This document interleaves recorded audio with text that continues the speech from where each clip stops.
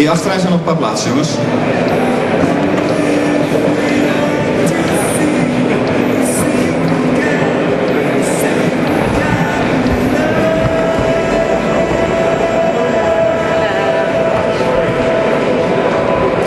Voor de mensen die zelf willen twitteren, zoals je ziet hebben we een backchannel op die twee schermen. Twitter.com/immersid.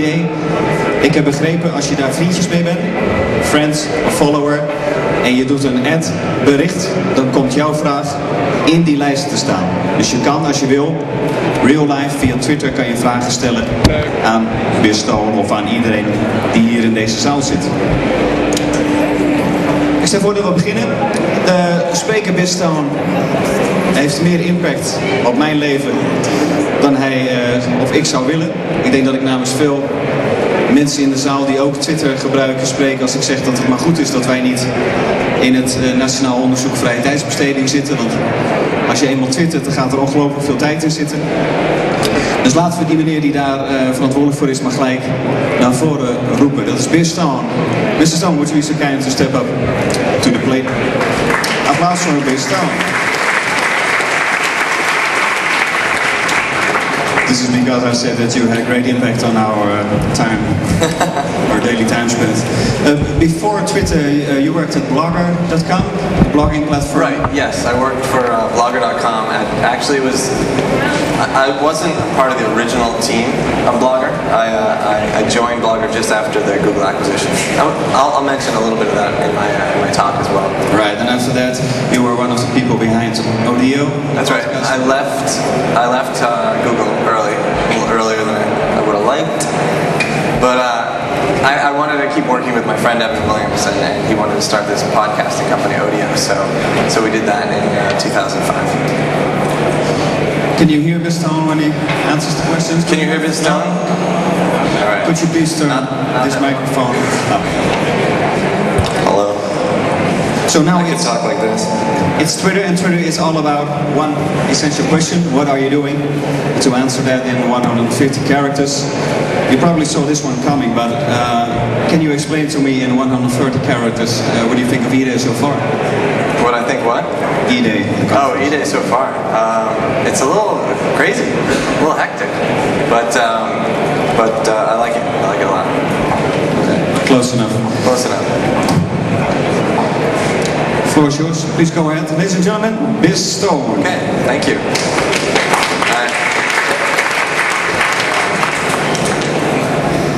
So I made up a term. I thought I had to come up with something fancy for a talk, so I made up a term called social alchemy. I'll attempt to explain it. We'll see what happens. It was a little late last night when I did this. Whew. Can everyone hear me all right? Is it? Yeah? No? Can't hear me? All right. How about now? Is that better? Good? Good? All right. So, social alchemy, the changing nature of electronic communication. I'm Bizstone, co-founder of Twitter Incorporated. We're a really small company, 9 people in San Francisco, California. We've been working on Twitter for about a year, but we only officially became Twitter Incorporated in April. So we're kind of we're still new. We're still a new company. So we're really excited about that. One thing I did want to explain right off the bat, though, is my name, because everyone always, invariably, someone's going to come up to me after this and they're going to ask me, why are you named Biz? What's wrong with you? Well, there's a lot of things wrong with me, but the reason why my name is Biz is because I couldn't say my full name when I was little. My full name is Christopher Isaac Stone, and I said Biziber instead of Christopher. So unfortunately, I kind of got stuck with it, and when people would ask, where I got the name, my mom used to tell them it's short for Elizabeth, which it's not. It wasn't funny when I was 8 years old, but I've learned to live with it. So I'm not good at snowboarding either. I just want to go back a little bit, just to give you a little perspective on sort of my thinking and how we ended up creating Twitter. I helped start a website called Zanga.com in 1999 in New York City. And our original concept was actually just product reviews. We wanted people to be able to just write, favorite music, favorite films, that sort of thing. And so we started working on that, but what happened was around that same time, blogger.com, I'm not sure if everyone's familiar with blogger.com or not, but it made it very easy for people to create a presence on the web, and you could post your thoughts to it very simply. And I discovered blogger.com and I started using it outside of Xanga, what we were building. And I just was sort of keeping in mind, a few friends, about 12 friends, some on the East Coast, some on the West Coast, people that I knew wouldn't mind hearing from me and my thoughts and things that were going on in my life on my blog. So I started doing that, thinking that those were really the only people that were reading it. And I was like, this is a great way to communicate. I don't have to email. I can just post my thoughts publicly. But then something crazy happened, and people started emailing me, and other bloggers were linking to me, and I realized that there was other people out there, and they were listening to what I had to say, and I was sort of meeting new people online, and that actually really affected me. And so I immediately told the guys at Xanga, I said, we got to scrap this reviews thing, and we got to just let people say what's on their mind and share it. So at that point, Xanga turned into more of we called it the weblog community, and it was basically a social journaling network. And that's what it is today. It's a very popular website even today. I left after about 2 years. 2 years seems to be my maximum amount of time I can stay anywhere. But they're still doing very well. So I left Xanga, but I continued blogging, and I continued just sharing my thoughts with friends, people on the internet, and some great stuff happened. Some editors were reading my blog. They offered me book deals. They said, we'd like you to write some books on blogging, and I'd always wanted to write a book, so that was an excellent opportunity for me. So I said, great, and I wrote a couple of books. And in 2003, when Google acquired Blogger, Evan Williams, who was the founder of Blogger, had been following my blog for years, and I've been following his, and kind of mutually following each other's careers. And he emailed me and invited me to come join Google and help shape the Blogger team and the product. And so, again, my blog kind of led to this great, who knew? This is like a life-changing thing. I get to go work at Google in 2003, which is a crazy time. So I moved to California. I started working at Google, and through the IPO and through all the craziness, and I worked there for 2 years working on Blogger, which was absolutely great fun. And I learned a lot, at Xanga and then at Blogger, about what's really going on with blogs. People think of blogging as punditry. They think of people who want to get as big an audience as possible for their blog, and they have a lot to say and they have a lot of opinions and all this sort of thing. But really, what's going on, the great bulk of what's going on blogging is not that, and then those are the outliers. It turns out what's really going on is that everyone's just communicating with one another. They're just sharing their day with their friends. They're saying mundane things. They're talking about what they had for lunch. They're talking about their boss. They're talking about work. They're just connecting, and they're doing these more and more instead of email and IM, because some interesting things can happen. I mean, my example is a little dramatic, where I write a blog and suddenly I get book deals and a nice job at Google. But on a lower level, people are writing things. Like when I came into Rotterdam, I just did a quick Twitter message that says, and getting into my hotel in Rotterdam, and then my phone buzzed, and there was 3 replies, and there were people who live in Rotterdam and are on Twitter, and they want to get a beer. I wasn't able to meet them for a beer, but you can see how this simple little almost meaningless message could suddenly turn into a valuable thing, a relationship with somebody that could lead to business partnership, friendship, whatever it is. So that's kind of where I got this idea of social alchemy, where when something seemingly pointless ends up creating something of value. So there's a lot of people who, over the years have talked about blogging as just meaningless drivel, navel-gazing, but for me it led to a very good, strong friendship with Evan Williams and a lot of great opportunities. So I think that's where I came up with this kind of idea, something seemingly silly ends up creating a lot of value. So I should tell you about Twitter. I'm not sure if everyone knows about it. Twitter is, well, let me start with explaining how I had the idea for Twitter. My colleague Jack Dorsey and I were working at this podcasting company, Odeo, and truth be told, we weren't as enthusiastic as we should have been about Odeo, so our minds began to wander a little bit about other ideas. And Jack sat down with me one day and he said, he's had this idea that's been haunting him for years. It's been driving him crazy. He was an early user of LiveJournal, a site that's very similar to Xanga. It's just a social journaling site, and he loved that he could connect with these people on LiveJournal, and he loved hearing about his friends' days, and he loved sharing, what was going on with them. But it was so long form. He had to sit down and he had to write this whole thing every night, and he wondered. He looked at the status field in instant message applications, just that little area where you say, I'm going to a meeting, I'm away from my desk, that sort of thing. And he wondered, could you create something out of that very simple concept and make something that's more akin to like LiveJournal, except on a very simple level? And he drew this sketch right here, which is up the screens, and it was basically, he wanted to name it Status. And around that same time, I've been thinking about how can I merge mobile texting to web services in some kind of weird, interesting way. I wasn't sure. I didn't have an exact idea, but I knew that there was something there, some way to access, the power of the web just through texting. And so it hit me, and I said, Jack, what we should do is we should do your idea, but we should allow people to set their status by SMS, and that way people will be able to send and receive messages and know what they're all up to over SMS. So we decided that we would go off for 2 weeks in a corner and just build a prototype of Twitter, which we did, and it looked pretty similar to the sketch. You update you answer the question, what are you doing, and all your friends get that answer. So we built it over 2 weeks, and then we showed the rest of our team, and we said, listen, try this out over the weekend and see if you're as excited about it as we are.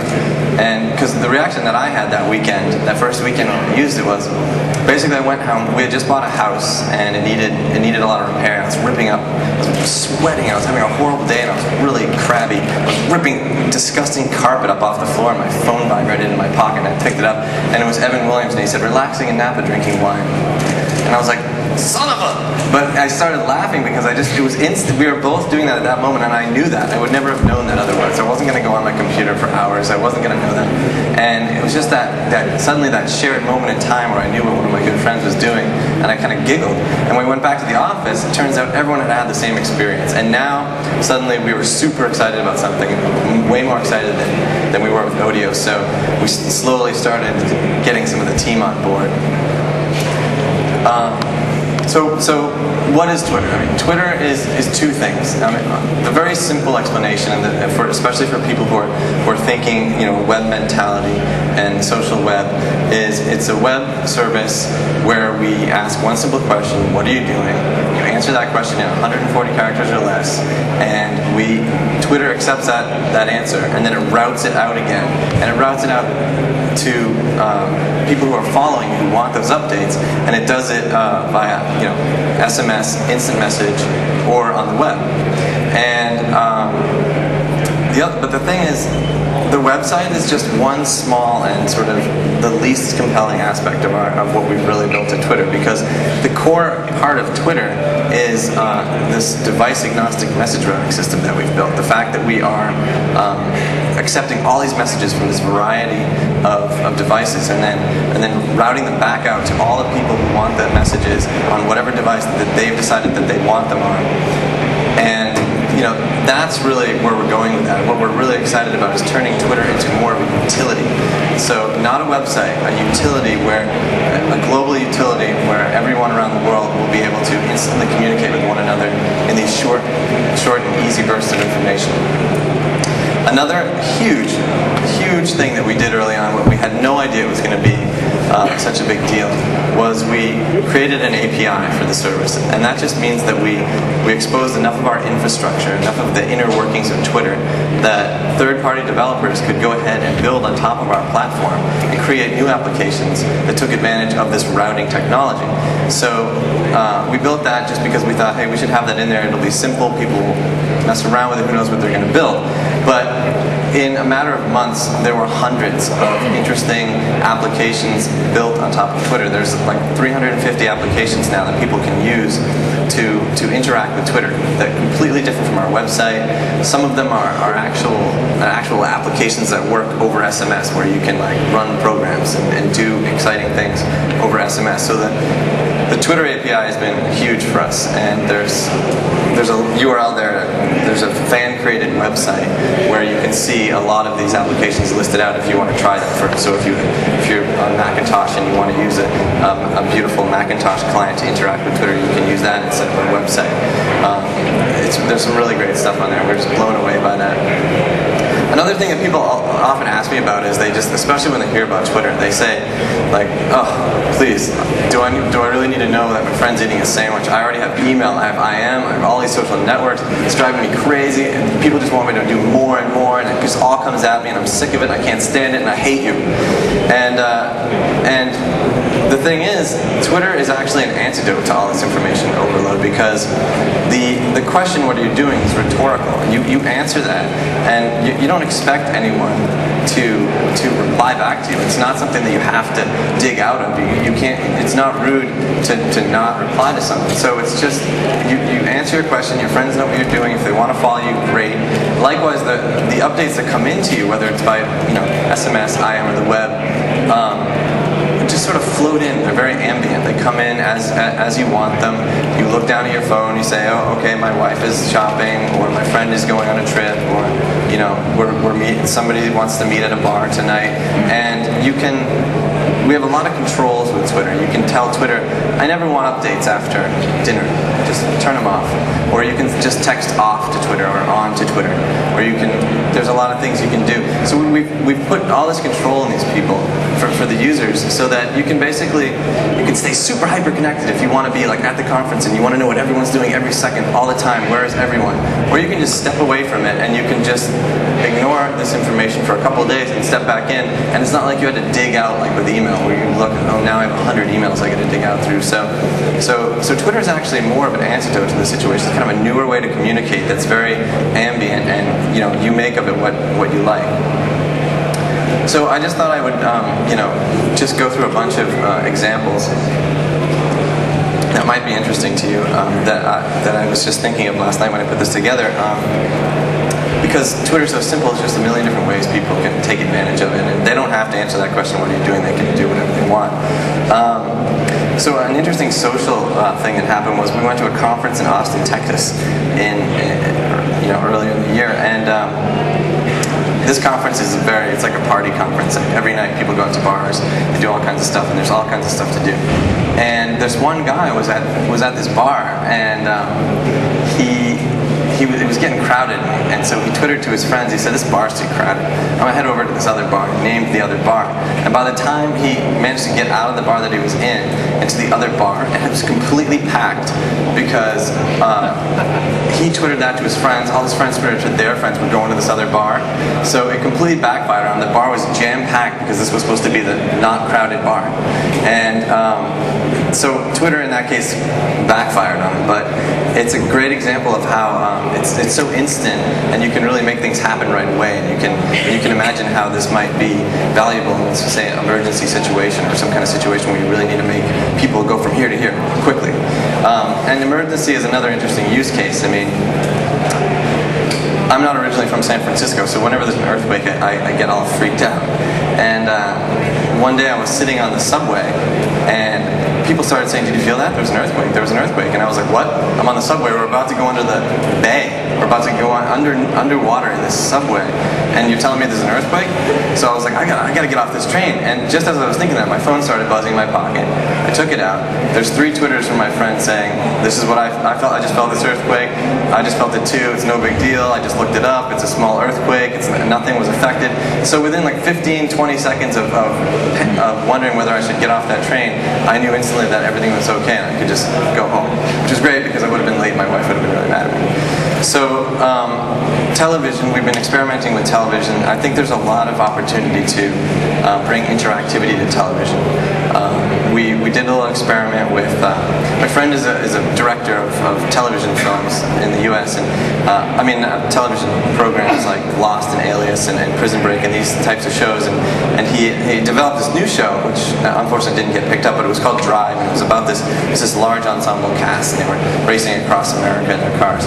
And it was premiering, it was going to premiere, and my friend asked me, "Hey, would it be possible for me to text message the director's commentary of this premiere, like things that, stunts that happened, how we did what actor was like what?"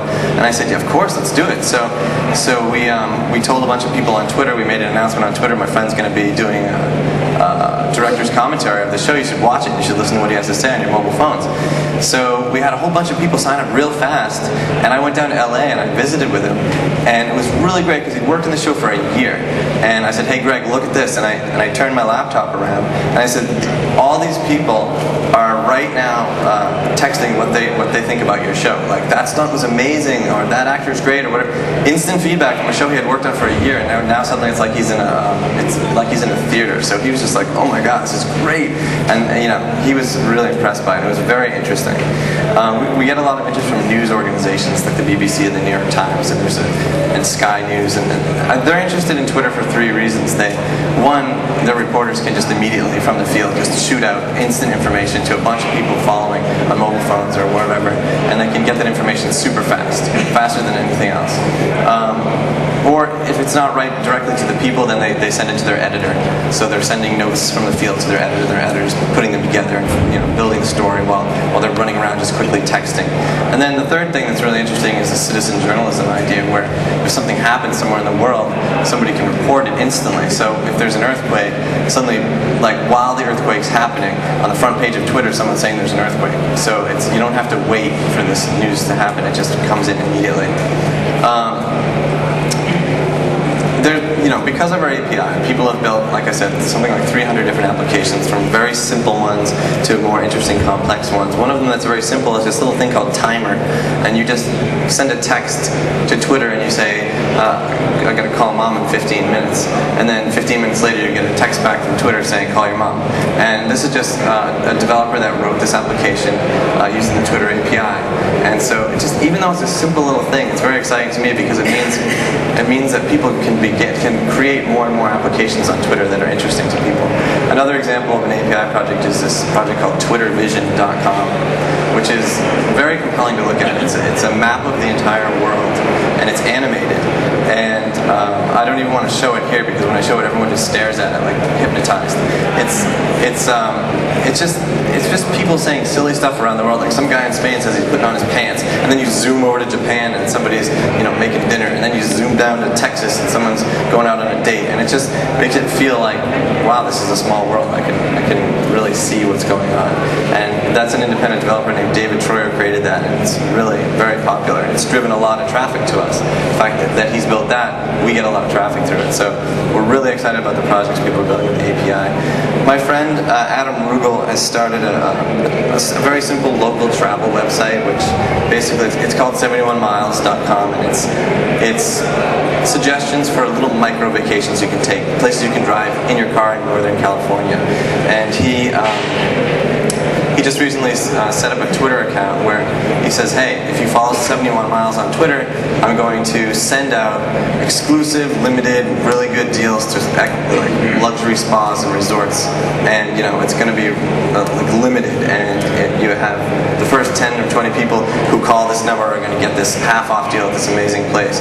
And he's been working on 71 Miles for like 6 months, and he's been trying to build up an email newsletter.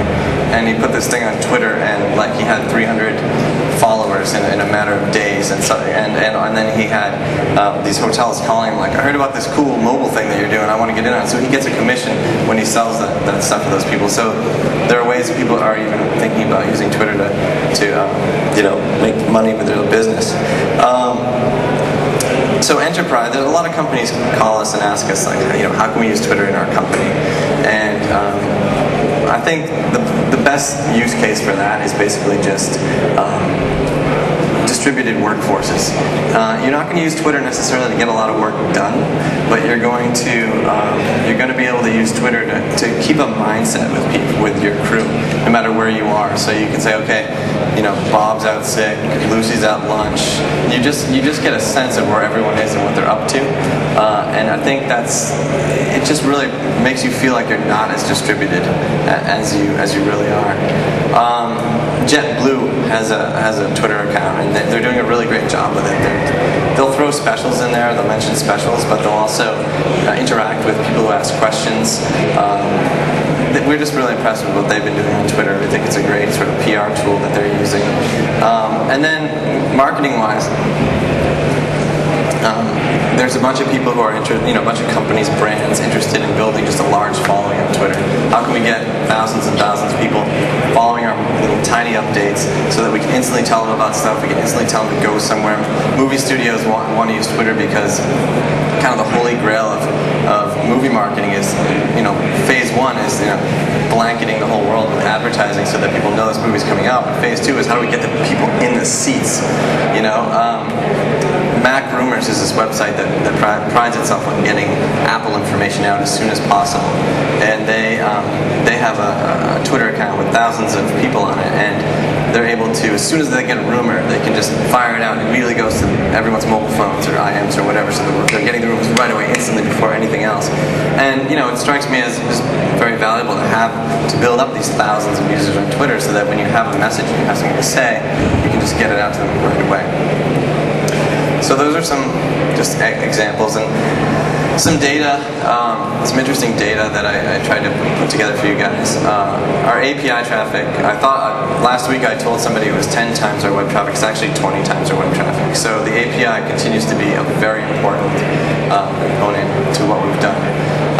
All these applications are driving a huge amount of traffic through our system, which it makes us very happy. Half of the web traffic is outside of the US. 40% of all messages, SMS messages sent are outside of the US. And on the average, each user follows about 12 other users. There are definitely outliers where people are following thousands, or because they're doing something different with Twitter.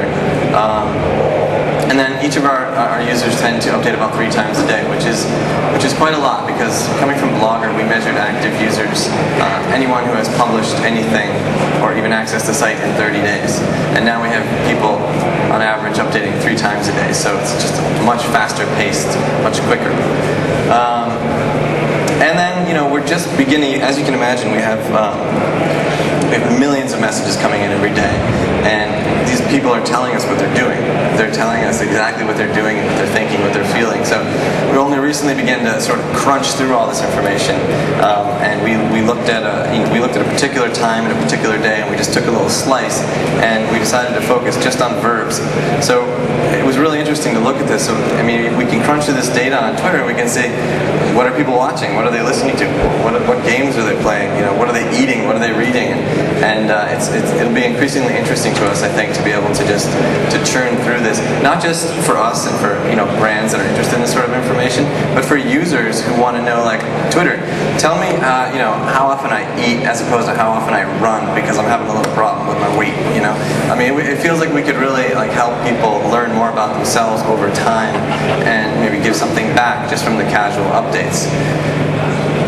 The other thing we recently launched is in a section of Twitter called explore.twitter.com, and that's just a sort of a 3-dimensional interactive tool that allows you to explore your neighborhood or your block, and it lets you interact and see who's following you, who's following her, who's following him. You click on each user, and it spreads out and shows you that map. So we thought it would be an interesting way for people to navigate around and see who they're not following that they'd like to be, and that's pretty fun. We've been having a lot of fun with that.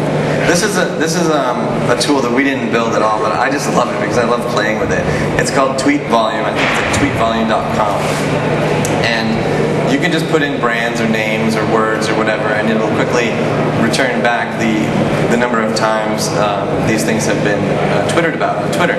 So you can compare, what do people like? Do they like Nike better than Reebok or whatever it is? And I just randomly threw these in there off the top of my head. I don't know.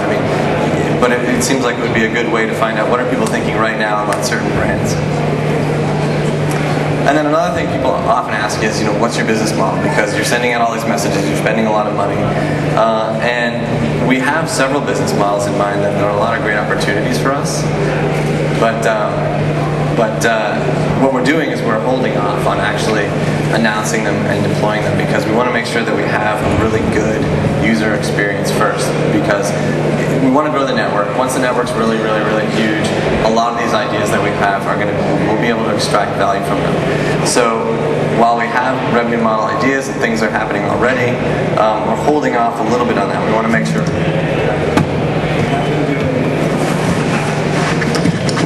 We have been doing experiments with various, marketing type experiments. With something we did with MTV recently, where we were part of the MTV Video Music Awards, and we got 22 or so celebrities twittering from Vegas as they partied, and it was really cool. They were all going around saying, and they used Twitter a lot. It was really a lot of fun. But anyways, yeah, we're focused on user experience and growth. If anyone has any questions about potential experiments they'd want to do, or marketing experiments, or sponsorships, or whatever with Twitter, I'm all ears, because we really don't know exactly what we want to do with that. We know we don't want to do straight up regular ads. We want to do interesting things where the companies or the products that are using Twitter want to really interact with the people and make it cool and make it fun. So that's what we're looking at right now, and that's about it. Thank you.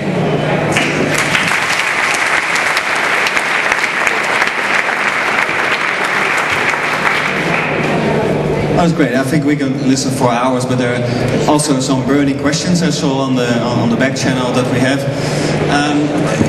Please raise your hand if you have a question now live for Mr. Beerstone. I'll just hold this. You have a question? Yeah. Yes. Mr. Stone, my name is Susan Rudinje from Telegraaf Media, Bus. Wat u zegt, speak out, whatever you want to say. Can you please explain to me in 5 words why you think Twitter is the future? 140 characters will do also. Alright, let's see. Global Messaging Utility, API. Well done.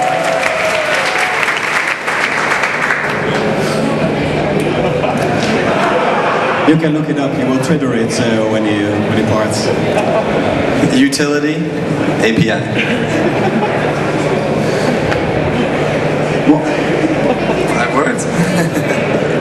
One question on the back channel was, when is there going to be a Dutch number for us guys to SMS to? Yes, we're working hard on getting the Dutch numbers. We unfortunately, we come from the web, so working with these mobile providers has been really a challenge, because these guys are tough businessmen.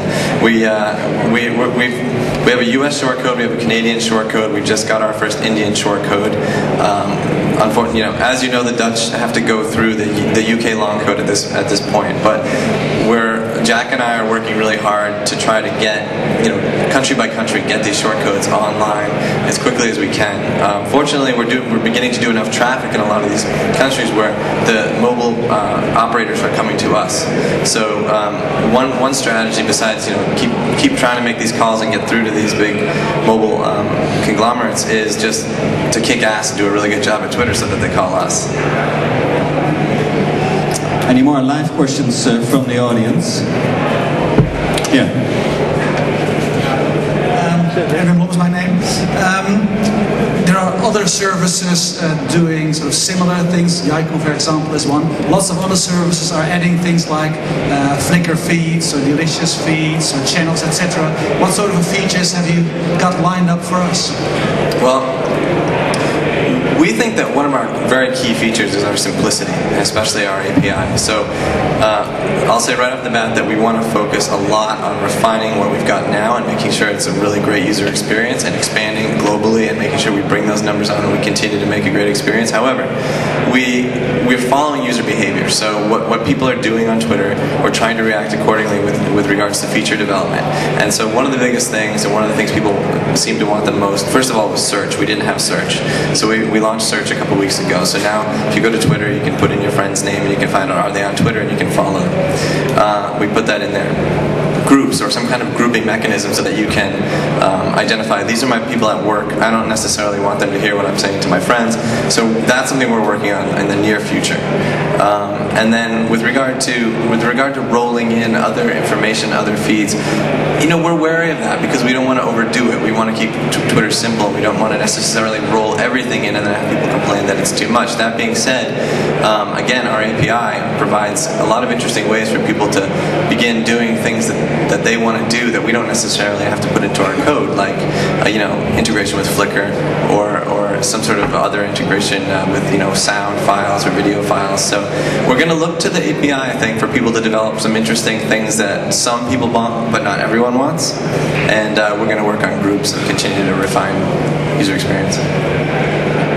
What has surprised you most in the usage of the people? Because you build something but you never know how people start using it. Yeah, I mean the most surprising thing was the API. It just blew us away. We thought we should have one, but we didn't expect that there would be hundreds of tools built that interact with Twitter that, in the future could end up being more popular than Twitter. I mean, that was what really just blew us away, and so we're really just trying to fan those flames and encourage more and more of that. Can you tell us a little bit about the ad sign? Is it true that you guys didn't expect people to use that? Did you build it in a later phase? Yeah, we actually had direct messaging built early on, so that if you wanted to send a private message directly to another user, you would preface it with the letter D. So if somebody wanted to send me a private message, they would say D-biz, what are you doing right now? But what happened was we found that people, and this goes along with kind of what I was saying, is people prefer to have these conversations in public. So the @ sign became something where they just said, @biz, what are you doing? I want to know, but I also want to know everyone else, that I want everyone else to know that I asked that question. So what we did was we followed user behavior and we saw people doing that, so we made it part of the system where we automatically link the name and we put our in reply to link so you can see what they were talking about. So we added that in when we saw that was happening. More live questions? Uh-oh. The man is here, right? You need another word? I have a question from twitter.com/DutchCowboy. Hi. Hello. I was wondering if you had any idea about the cultural differences between like Indian use and say US use or within those countries. Yeah, well, I mean, one thing that's obvious right off the bat is, how they interact with Twitter. In Europe, SMS is way ahead of in the United States. So in the United States, there's a lot of web usage. And then, in Japan, we found out actually just by through working on Twitter that they don't use SMS. They use their phones all day long, so we figured it was SMS, but it's not. It's email. We don't support email, so it's something we have to look into immediately is supporting email, because it turns out Japan is just as popular using the web as the U.S.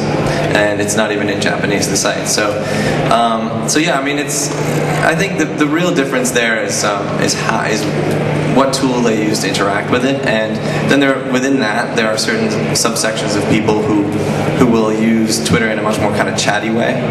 That comes especially from people who are used to blogging. I think they see an empty form on a web page and they want to just fill it up as soon as they can with as many posts as they can. But what they find out, what happens is their friends say enough and they stop following them. And they say, where's my friend? Why am I following it? Going down or something? Did I say something to offend? We have time for 2 more questions. The lady from What You Zegt. Wat u zegt, Telegraaf Media, Mr. Stone, you were talking about celebrities who also make use of Twitter. Can you tell me the names of the celebrities, please? Yes, sort of. I'm not up on the music of the kids so much, but I know one of them's name is Timbaland. He's a DJ. Not Timberlake, Timbaland. Some kind of... Yes. But you know what? You can find out who they all are if you go to twitter.com/VMA, and all the little icons over on the side are the MTV celebrities. And there are a few other actors using it. There's some actors who are also using Twitter, but I'm blanking a little bit. Janina Gavankar, I think, she's in an HBO series called, do you know what I'm talking about? That HBO series? I think you got them all. Alright. Right. This you say you've... Oh, sorry. The Twitter question. Timbaland. It could be. Yeah, that's him. That's him. If you follow user behavior, Mr. Stone, then you could help us a lot by making the messages order in a more logical way. Because now it's all in reverse order, everybody's crisscross. Right. Is that something that you are going to work on? Yeah, we're definitely working on the way the messages are displayed. We want to be able to allow people to filter through them. We want people to be able to say, show me this, show me these from these dates, or show me from only these types of people. When we have the groupings, there's things we're thinking about adding in there, like some stuff that maybe not a direct Twitter, but something that somebody did on Twitter, we might want to add that in. So yeah, we're definitely going to be working basically on filters so that users can control the way that it's displayed.